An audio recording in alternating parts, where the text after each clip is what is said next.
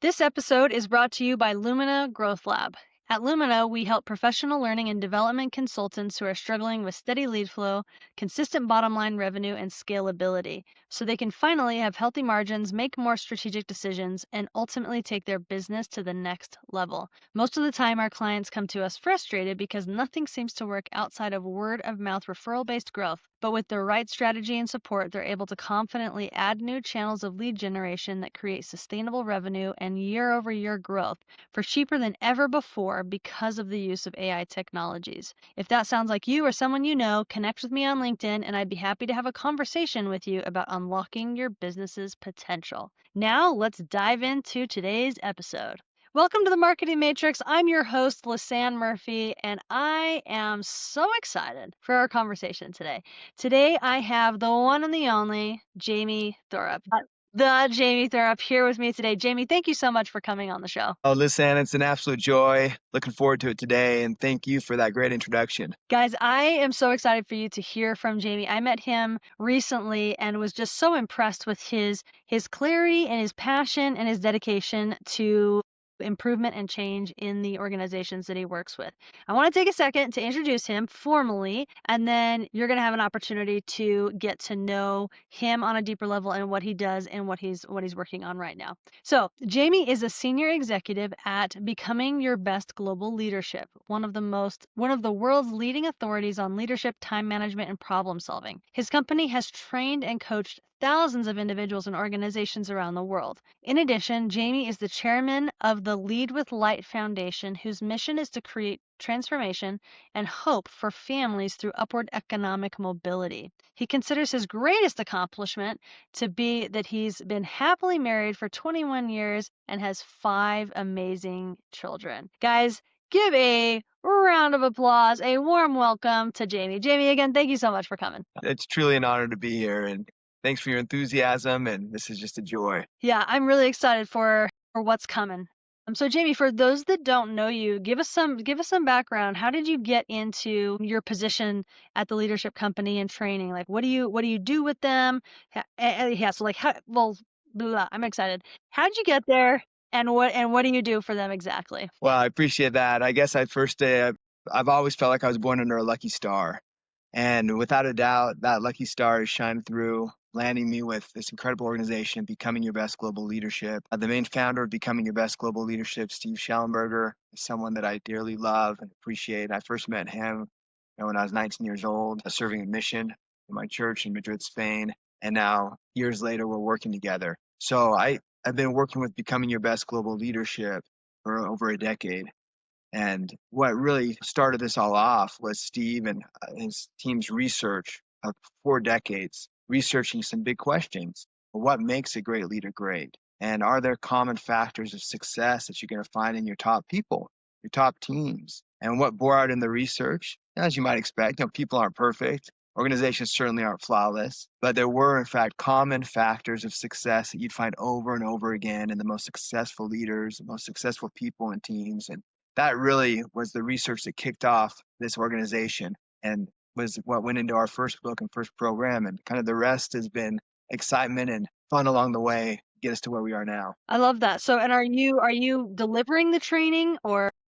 So I work specifically with my role in client services, and that lends itself to a lot of different areas. My team will focus on everything from the first connections with clients and the introduction and the building of those relationships, and everything we can do to over deliver and serve them, from developing a plan together and helping them achieve their vision and goals. When it comes to actually facilitating the training, I don't do that too often. I've been called on to pinch hit occasionally, but we leave that to the experts. And there's others on my team and there's others throughout the entire world that are gladly, training people on these programs all the time. I love that. So, and as also a member of the Church of Jesus Christ of Latter-day Saints, I served a mission as well. So you served in Madrid? I served in Madrid, Spain. That's awesome. So I served in the faraway island of Pocatello, Idaho. Yay, Pocatello. Yeah, I loved it. I had a great time. Was it David Schillinger? Steve Schellenberger. Was he your mission president? Yeah, he was my mission president. And so awesome. It was fun. We had an incredible experience together there, and kind of joked that maybe one day we would work together. And sure enough, it came to fruition, and it's been an absolute joy to continue to build upon that incredible friendship. Yeah, that's fantastic. I love that. So what are the types of companies that you guys work with and go in and do leadership training for? Well, what's been so exciting for us and such a blessing is to see how the content that we provide in leadership training, time management, problem solving transcends industries and transcends affluency, transcends roles. So at the highest level, we work with some of the biggest companies in the world.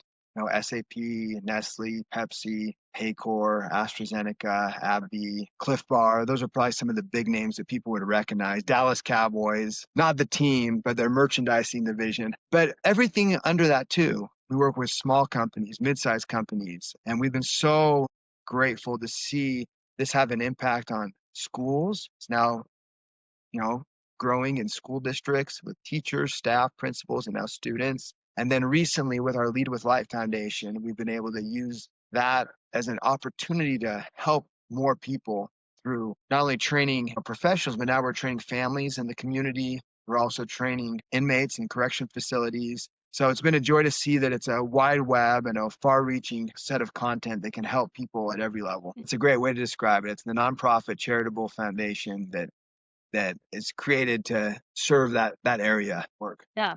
So I love that the principles that you guys are teaching were derived from research, right? Like you did some research, found some trends, and then found these applicable principles, right? That apply, like you say, like across industries.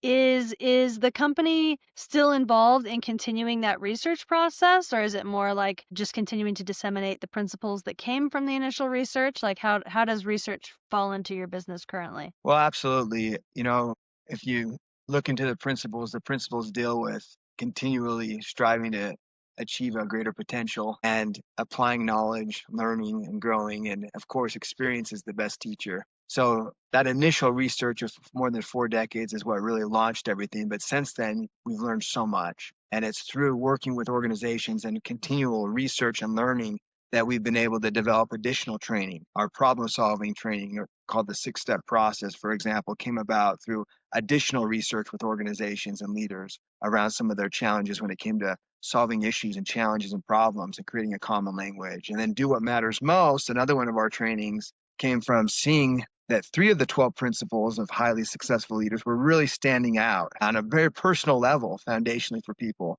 And so much so that we said, hey, we should do some additional research on that and come up with a specific program that addresses those principles maybe in a simpler way. And that's where Do What Matters Most came about. And we're constantly researching and learning and working hard to try to apply what we teach. And all of us are. I mean, at the very core, we all have an important leadership role, which is that we're leaders of our own life. And we can either lead that life by default or we can lead it by design. And as we apply these principles, which aren't our principles, they're principles that have been around since the beginning of time, but we've created some simple tools, skills, and processes to help you apply those and help us apply them as well. And it's a lifelong opportunity for us to continue to work at it, continue to improve. It's not about becoming the best, it's about becoming your best. And that speaks to continual research and learning. But Absolutely. Yeah, absolutely. So the late Stephen Covey was Steve's college professor. So now we're going back many decades now. And Steve Schellenberger, when he was in his mid-20s, bought his first company and courageously approached his professor at the time, Stephen Covey, and said, would you be on my board of directors for my company? And that was the beginning of what became a beautiful friendship. They ended up serving on each other's boards for over 22 years and developed a strong friendship. And Stephen Schellenberger in the early 90s, before the Covey merger with Franklin, was one of the chief architects of the Covey Planner and did a lot of training in that area. So I would definitely say that there's a strong friendship there, and we have so much respect for the Coveys and all that they've done. And this is yet different, but it's in the same the same vision of how do we help people and how do we lift and make the world a better place. But absolutely, there's a tremendous friendship there. that's so cool. I love it. It's kind of a small world, right? It always is. And I think that's an important comment there. It's been incredible in this role to develop connection and friendships with people all over the world. And as you're all over the world and meeting people from all different backgrounds and cultures, it really is a small world. And ultimately, there's so much that unifies us and brings us together. And it's been a joy to develop that kind of love and appreciation of friendship across of the world and across cultures. We're constantly trying to develop in a variety of different areas. I think we're trying and working hard to identify opportunities to make our content more viable for the individual, meaning have it be more nimble. We developed a lot of new technologies and we continue to work on those technologies. Ultimately, it all comes from our vision. Our vision is to create lasting value, to give hope, to over deliver, to provide an outstanding customer experience, and to touch a billion lives. And when you think about some of those first aspects of it, when it talks about creating lasting value, there's so much training that sometimes can be a flash in the pan for an organization or for an individual. And our focus from an initiative standpoint, and we've been focusing on this for years, but we continue to focus on it, is how do we help people sustain what they're learning? How do we help them continue to apply and use the content, not just for the moment that we're training them, for the rest of their lives? So there's a lot of initiatives in that front. And of course, we have initiatives with our Lead with Life Foundation. We have initiatives with education. There's a lot of things that we're working on constantly, and it's not for the faint of heart, this industry. It's a lot of fun, a lot of challenge, and a lot of opportunities every single day to learn and grow. A big smile on your face when you said that.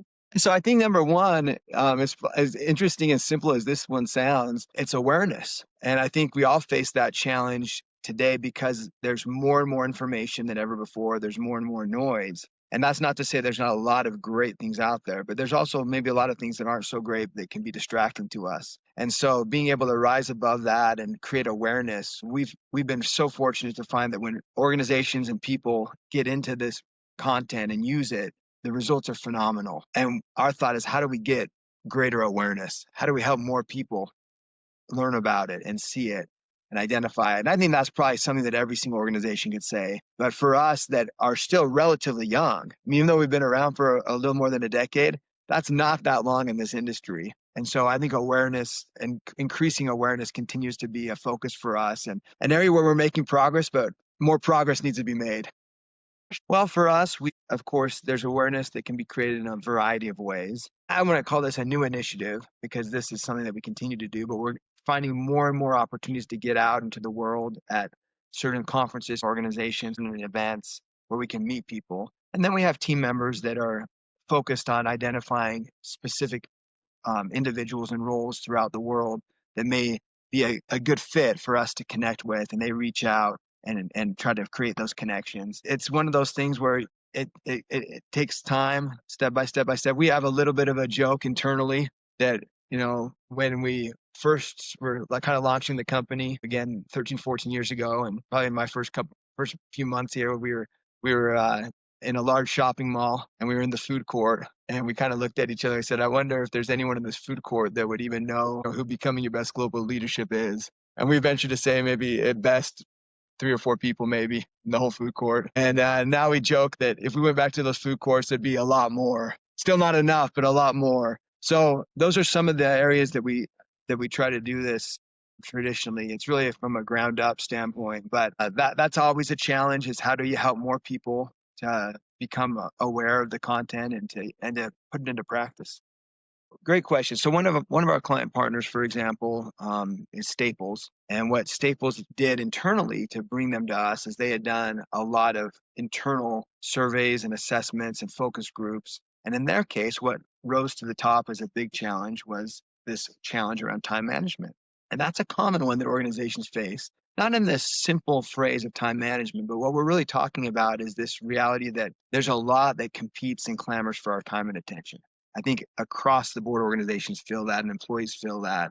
They also feel that in many instances, they're being asked to do at times more with less. And with all of that, and at the same time, pressures and pulls outside of work, which we all face with family, relationships, health, etc., that no one's immune to, there's a real need to be able to have skills and tools and habits that can help you better lead that by design and get aligned on what really matters most, determine what matters most. So that's a big one. And then, of course, solving issues and problems and challenges. That 6-step process has been one that so many organizations have wanted because they're looking for a common language. A lot of organizations have approaches, but many have approaches that are different across the team and across the departments.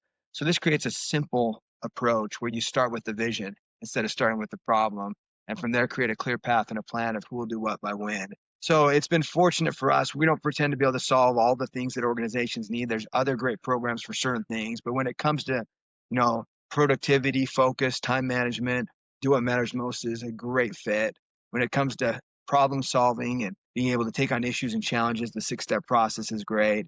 And then, of course, for organizations or for groups that really want a holistic approach to leadership, the 12 principles. And I guess that's really the answer to that question is it's those specific challenges are the ones that organizations face when they say, hey, we'd be interested in exploring opportunities to partner together. I love that.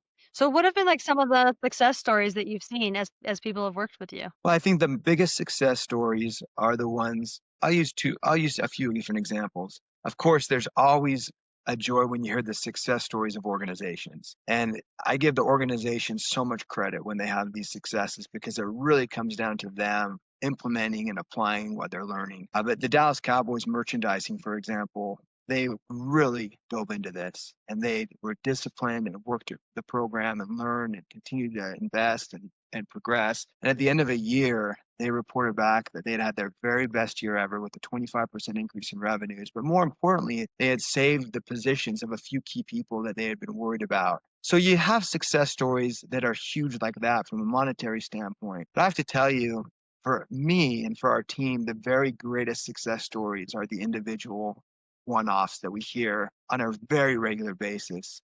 I'm thinking of a lady that had been a senior executive for a great company for more than 2 decades.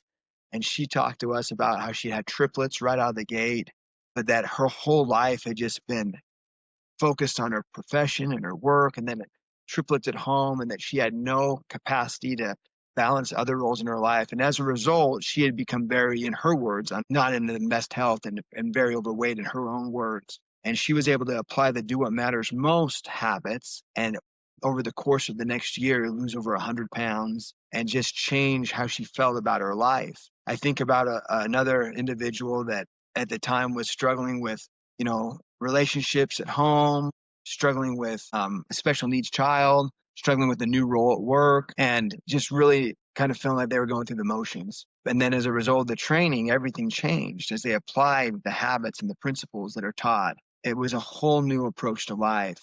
And they were able to find the time to be balanced at home and to be a better, in this case, father and husband. But at the same time, too, they were able to show up at work and be better. And so the transformative nature of the results are what really help. And ultimately, it's nothing less than life changing. I know that's a bold statement, but I've seen it enough and I've seen it in my own life. It's nothing less than a life changing opportunity for individuals to apply these principles and to see the impact it has on their life is the greatest success. And it's what gets us excited here. It's what makes it so we're excited to go to work and why this is Yeah, such a joy to be a part of. I love that. And I also really appreciate how the fact that like because you're working on a principled level, the the direct influence could be anything from saving a key position, making more money, losing weight. Like the applications are endless, right? Because you're working with principles that are true regardless. So powerful, powerful stuff. I love that. What is something that you feel that you guys do differently than others in the industry? Well, I think that's a great question. If I were to ask our clients, what differentiates this? What makes it different from all the rest? Now, this is what they say. And I want to be clear this is what we hear from them because I want to express that it's a wonderful industry to be a part of. And there's great programs all over the world that are doing great things. But here are the 3 things that we hear the clients say that differentiates this from everything else. Number one, they love the simplicity. And that's a big one that they say differentiates this. They like that finally there's simple ways to make these powerful principles a part of our day-to-day living. So the simplicity that allows it to apply from the executive down to the front line is a big one. The second differentiator that we hear over and over again is the stickability. And I love that phrase. And what they mean by that is it lives where you live. This content, this training lives where you live. It lives with you at work. You're able to use it. But when you're in other roles in your life, you use it as well. And it becomes a way of living, which creates sustainability and the desire to continue to grow and develop. And then the third thing I love is when you invest in and develop principles in your life, and apply principles, success follows. You develop these habits and these processes and these skills and these principles in your life. It's so predictable. And so those are the three differentiators: the simplicity of it, the stickability of it, and then the predictable results. I love that. Powerful stuff. What is a trend that's happening in the industry right now that's affecting your business? Yeah, there's a lot of different trends, right? So we have one trend that I think is a very interesting trend is just the AI and and then just the digital world that we're in.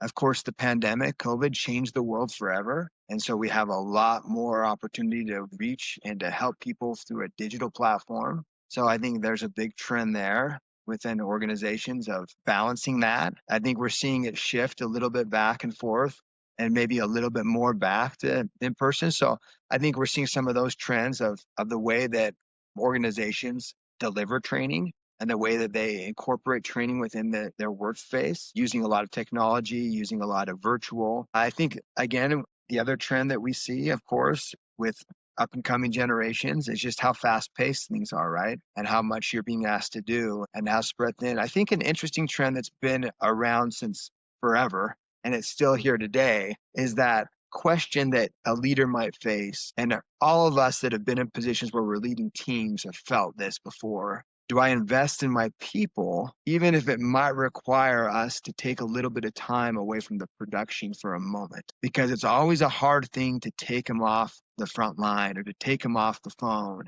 But the greatest leaders and the greatest teams are the individuals and people that invest in people, because it's the people that ultimately make the difference. And it's the people that ultimately create the excellence within an organization. So seeing those trends and navigating those, but yeah, the world's changed a lot.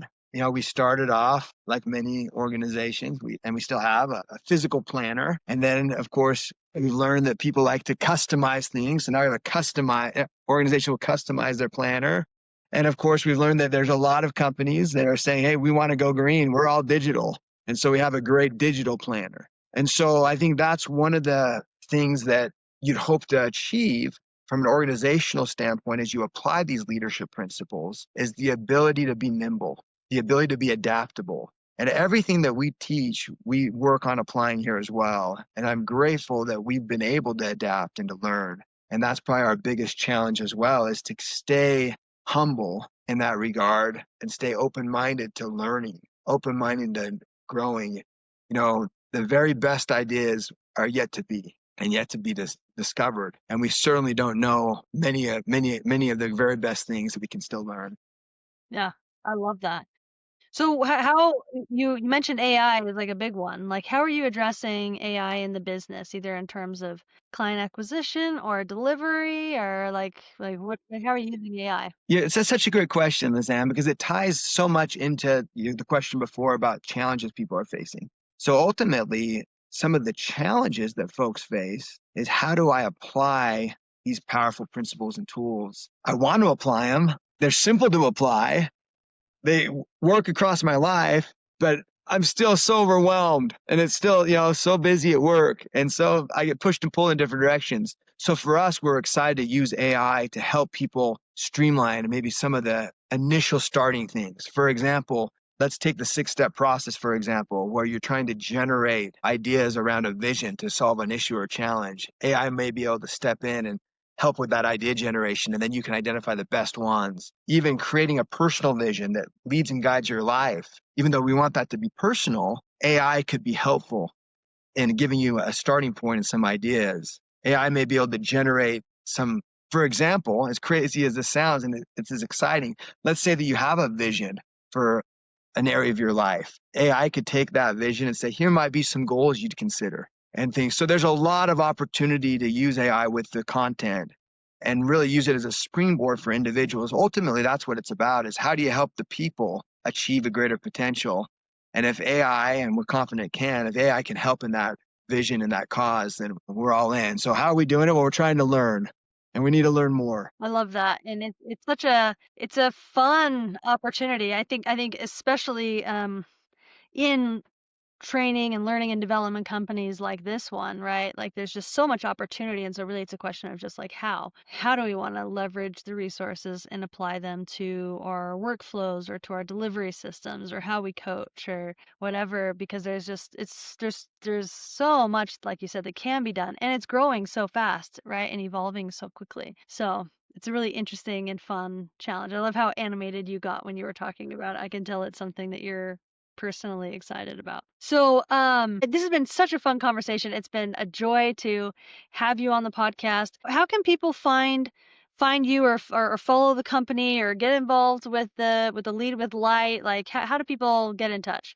Yeah, outstanding. So becomingyourbest.com, of course, is a simple way to get involved and to see what is available. That's our homepage and our website. But I will highlight with Lead with Light Foundation, at least for our listeners here in Utah, we've been blessed to have the opportunity to partner with a federal grant. And over the next year, we're going to be serving families and providing this content to parents and the community. We're going to do a 12-week leadership academy that's going to be starting up here. Our first round is going to be starting up here in a few weeks in September. And if individuals want to learn about that, they can go to our Facebook page, Becoming Your Best Facebook page, our Becoming Your Best Instagram. On any of those social medias, we'll have posts and links for the Lead with Light and for the Becoming Your Best Academy that's just launching right now. And you can probably tell, of all the things that we're doing, the companies are great, but there's nothing more dear to my heart than working with the families and working with parents and seeing this impact, generations in that regard. I love that. I love that. Guys, I'm going to put the links to those in the episode notes so you can for sure check those out. One question about the Lead with Light. How was it decided as an organization to take the principles and put some energy and focus to not just companies, but applying it to families? Like what was that conversation like? Yeah, so I think that's always been just a natural pull. I mean, I can remember from day one. I mean, let's go back to day one when I'm a missionary. You're just feeling these principles because you're starting to learn these principles at that time of your life. I mean, Steve's in the middle of this research at that time, and you're seeing what kind of impact they have on your life as a young person. And then you see what kind of impact they have on your home. And then ultimately, when it comes to value at the very core for our team, we value so much family and feel so strongly about helping all individuals. So I think that's always been a natural pull that's been hard for us because the content can apply to everyone. How do you make sure you're not getting too spread thin and staying focused on the right area? And so we've been really focused over the first decade on really, growing the business, maybe more on the corporate side where there's revenues and things. But it's always been at our heart of hearts to see this content and see this training help more people. And as a result, things just kind of worked out where we were given an opportunity. And I think for all of us in life, that's what we look for. When an opportunity presents itself, can seize that moment and take advantage of it. And our first opportunity with Lead with Light was to work in the Office of Upward Economic Mobility for the state of Utah. And we've been fortunate to now work in the corrections facilities with many, many different groups. And that's been a joy. And then as a result of that work, we were connected with some other groups. And I think that's really how it gets started. But now it's a matter of saying, wow, this is so fun and it's having such a positive impact on people's lives. We're just at the tip of the iceberg. How do we grow it and how do we help more and more? And then how do we teach others in other states to do the same thing? So we're thinking about these things. I love it. So good. So good. Well, I'm excited for that initiative and the academy that you're doing, and I hope that it's really successful and that it impacts a lot of people and that it grows from what it is now even. Well, it's been such a joy, Sam, to be with you, and thanks for what you're doing and what you're doing for so many people and so many organizations. You're definitely an individual that lives the principles that we discussed and that we talk about, and you're a light. So thanks for being that light and for helping many, many people achieve a greater potential. Awesome. Well, I really appreciate that, Jamie. It means the world. And guys, thanks so much for tuning in to the Marketing Matrix today. I know your time is valuable, so for you to spend some time with us means a lot. And until next